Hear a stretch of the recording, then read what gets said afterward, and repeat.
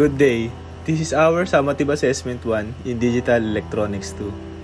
In this experiment, we are going to conduct the concept of digital input and digital output. First, let me explain digital input and the digital output. A digital input determines whether a voltage is above or below a predetermined threshold. The computer will recognize the digital input as high, set, 1. If the voltage exceeds a certain threshold, the computer will recognize the digital input as low, clear, or 0 if the voltage is less than a certain amount. A digital output allows you to control a voltage with the computer. If the computer instructs the output to be high, the output will produce a voltage generally 5 or 3.3 volts. If the computer constructs the output to be low, it is connected to the ground and produce no voltage. This is our simplified flowchart for our application. In this flowchart, we declared two integer variables which end while, and after that we set the value of file to 0 and input switch.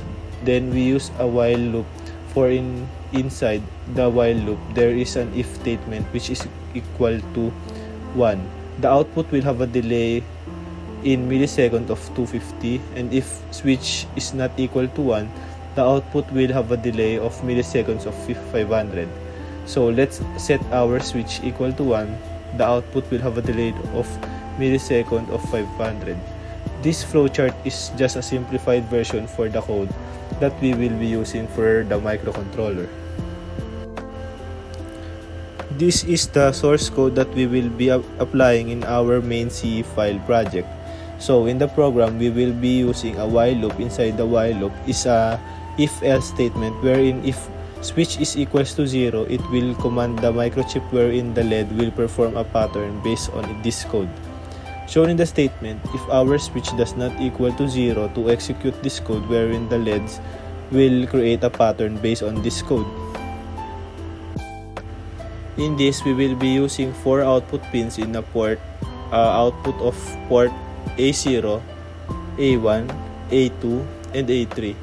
For the last 4 LEDs, we will be using the port B0, B1, B2, B3. And for our switch, we will be using port C0. For the first pin, we will be connecting it to the first slot in the microchip. For the second pin, VDD, connecting it to the 11th slot. Third pin, VSS on the 12th slot. For the ICSP data, 40th slot, and the clock on the 39th slot.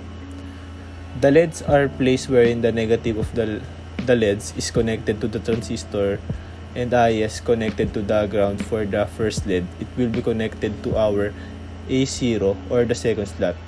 Second LED, RA1 or third slot. Third LED, RA2. Fourth LED, RA3.